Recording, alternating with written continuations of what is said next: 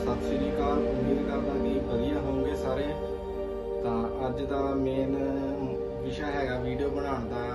अज किसी के रिलेटेड नहीं बनानी। अज का मेन विषय है बनाने का कि अपने हो गया 5000 सबसक्राइबर यूट्यूब पर 5K सबसक्राइबर हो गया।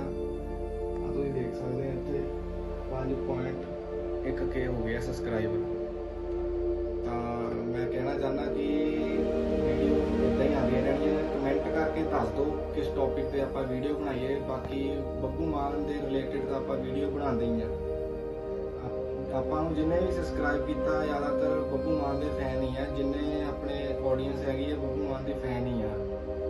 ਤਾਂ ਆਉਣ ਵਾਲੀ ਮੂਵੀ ਸੁੱਚਾ ਸੂਰਮਾ ਜਦੋਂ ਆਪਾਂ ਦੇਖਣ ਜਾਣਾ ਆ ਉਦੋਂ ਵੀ ਆਪਾਂ ਵਲੌਗ ਬਣਾਉਣਾ ਆ ਤੇ ਤੁਸੀਂ ਤਿਆਰ ਰਹੋ ਵਲੌਗ ਦੇਖਣ ਨੂੰ। ਤਾਂ ਵਲੌਗ ਨੂੰ ਸ਼ੇਅਰ ਕਰਿਓ ਜਿੰਨਾ ਵੀ ਹੋ ਸਕੂਗਾ।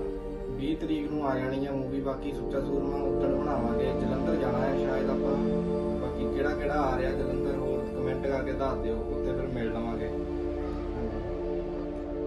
बाकी तुसी चैनल नूं बहुत ही प्यार दिता ते धन्नवाद करदा तुहाडा दिलों।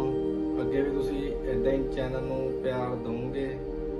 बाकी वॉच टाइम अपना अद्धे तो ज़्यादा ही हो गया है। ये भी हो जाना है पूरा बस थोड़े टाइम च।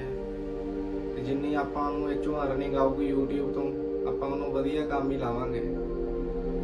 धन्नवाद।